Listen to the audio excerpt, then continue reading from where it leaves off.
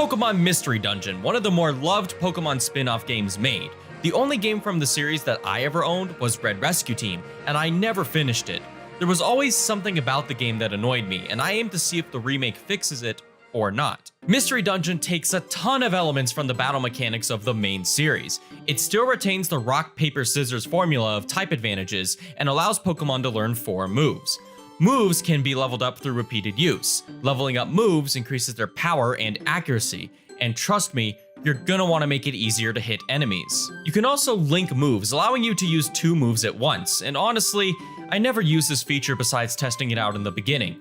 Linking moves causes both moves to lose PP, and PP management is crucial for trekking through the larger dungeons in the game. Linking moves is done through either an item called the Link Box, or can be done in Pokemon Square. Pokemon Square is the main hub where you can buy items and accept rescue requests. You can also store money at the Persian Bank, which prevents the player from losing money in case they faint in a dungeon. This also applies to any item you are carrying in your bag, so of course, there's an item storage as well. The best business in Pokemon Square is the Makuhita Dojo. By completing side quests, you can obtain dojo tickets ranging from bronze, silver, and gold. Using these tickets will put a Pokemon of your choice in a 1-floor dungeon and significantly increase the amount of experience gained when defeating a Pokemon. This is an amazing feature. One of my biggest grievances with the original was how long it took to level up your team. Now through side quests and the dojo, I was able to pretty much use any Pokemon that I recruited, and it allowed for more diversity within my team. Granted, I ended up defaulting to a few Pokemon that I knew could get the job done, like my trusty Gligar here, but this feature has seen a wonderful improvement. To recruit more members of your team, you will need to complete the various side quests offered and explore the required dungeon of the mission. The main goal of the game is to rescue Pokemon, if you couldn't tell from the title, from the natural disasters occurring across the land. Most of these side quests range from finding a lost Pokemon to finding lost items or reuniting Pokemon with their friends. There's an overabundance of missions given to the players, so you'll never not have a rescue to go on. Completing these rescues will reward your team with points to level up your team's ranking. Ranking up a team has many benefits, like being able to recruit more teammates, more item space in your adventure bag, and more jobs to accept. While the rewards are nice, the side quests show the biggest flaw with the game. However, I use the word flaw loosely here. All of the dungeons you explore are randomly generated with pre-designed rooms and pathways. None of them have any discernible differences from one another besides aesthetics. Sure, some of the tiles can only be stepped on if you're a certain type of Pokemon, but that doesn't really change it up. Having pretty much every dungeon designed the same way makes the pace of Mystery Dungeon drag considerably after long play sessions, or when a dungeon has too many floors to go through. Sky Tower, Magma Cavern, and any of the post-game dungeons are the worst offenders of this. These dungeons can go from 25 to 40 floors, and it definitely overstays their welcome. The dungeons mentioned are later in the game, so it makes sense that they're longer, but at certain points, it feels like it never ends. I started to get frustrated and let out a big sigh after I realized I'm not at the end of a dungeon. What doesn't help is the surprise factor of all these dungeons with tiles that can hurt your team. These tiles can randomly pop up in any room and inflict stat debuffs, deal excessive damage, or cause status conditions. I don't really understand the point to any of these when all they do is either halt your progression or minorly inconvenience the player. I don't even think this counts as a real obstacle, to be honest. Instead of having these random design elements, it would have been great to have well thought out dungeons with actual obstacles. We get to travel through freaking volcanoes and underwater caves, for crying out loud. They could easily add maybe gusts of wind when in the Sky Tower to travel to different areas in the floors, lava that can only be extinguished by certain Pokemon, or in Thunderwave Cave, use an electric Pokemon to open up locked doors or solve puzzles. This change would make recruiting Pokemon for your rescue team more meaningful. Since it's up to chance whether you recruit a Pokemon or not, maybe change up the story and recruit new teammates as you progress through the story. It could be simple, like Diglett needs help rescuing his friend that's stuck and wants to help you out. This could also allow for random dungeons to be implemented in side quests and include obstacles from any story dungeons. Plus, you would already have the required Pokemon to tackle any obstacle in your way because you already recruited them. Obviously, since this is a remake, it's not the end of the world. I say this as more of an idea to push the series forward. Mystery Dungeon was originally made for the Nintendo DS and the Game Boy Advance, which is why I said I use the word flaw loosely. Handheld games are meant to be played in short bursts, and if you do that, the repetitive randomly designed dungeons don't stick out as much. However, we are working with a home console here. When I sit down to play my Nintendo Switch, it's usually for more than 1 hour and not for a quick 30 minutes of gameplay. I do want to give praise to a few minor gameplay tweaks that improve the overall quality of the game, and that comes in the form of combat. Like the original, stat buffs, status conditions, and items all matter a lot more than in the main series. Using all of these tools along with the placement of your Pokemon on the map leads to an extra layer of strategy. Some attacks will hit far away while others can only land if you're adjacent to an enemy. However, this mainly applies to boss battles because the random Pokemon you fight won't cause any serious issues. Bosses can do incredible damage to your team if you're not prepared enough for it. Even with team members that have a disadvantage against a particular boss, you can easily mitigate it with items. You could chuck items that deal damage to enemies, use orbs to give stat buffs, or inflict status conditions.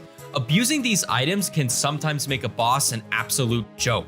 Rayquaza was never able to land an attack on my team at one point. Even though bosses are more challenging than normal enemies, I still say the game is pretty easy since items can break the game. But at the same time, the difficulty can change depending on how well you have prepared. It also doesn't help that Pokemon can have 2 abilities now. They normally only have 1, but the additional ability is called Rare Qualities. These rare qualities range from automatically restoring PP if a move runs out, powering up moves after repeated use, stat buffs after getting hit, or giving stat debuffs to Pokemon after taking damage. It's nice this is added to the game, but it does make it easier to deal with certain threats. However, there is one particular rare quality that eliminates one of the most annoying aspects about the original, and it's called Squad Up.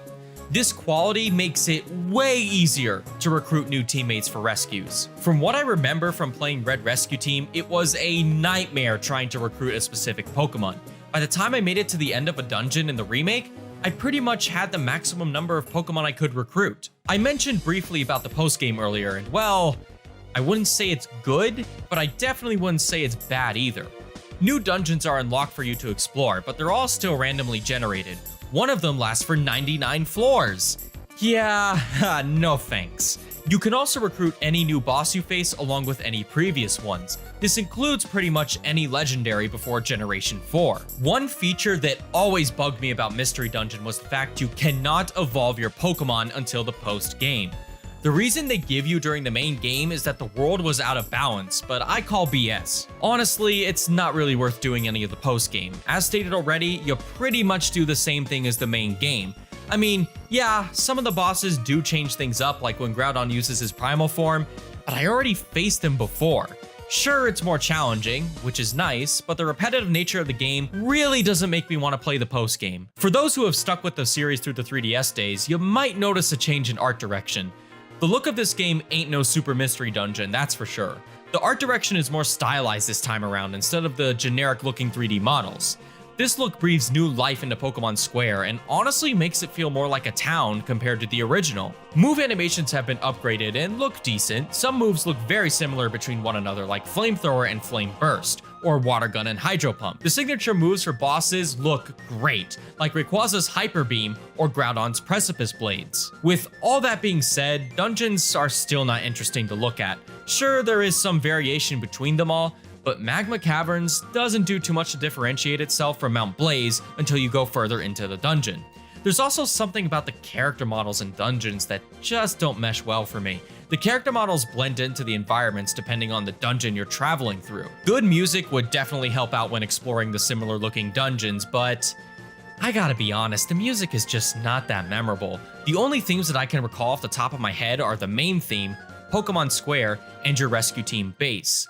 Also, the soundtrack is very faithful to the original. It all sounds like it comes straight from the GBA version of the game, except it's higher quality.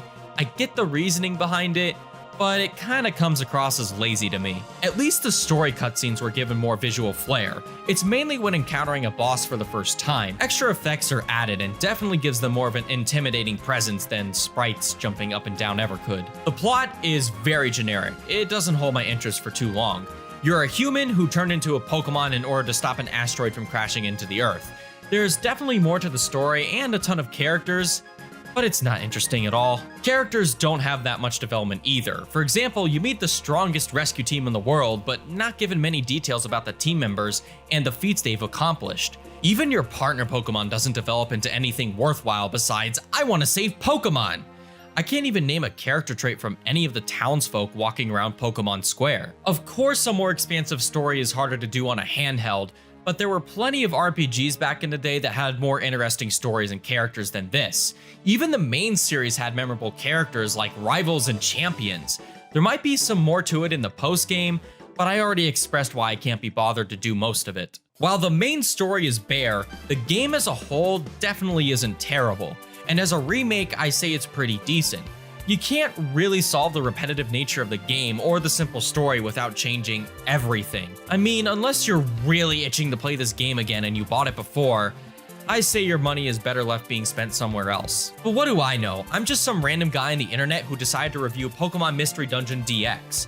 If you want to see more game reviews, subscribe to the channel and hit that notification bell, and I'll see you next time.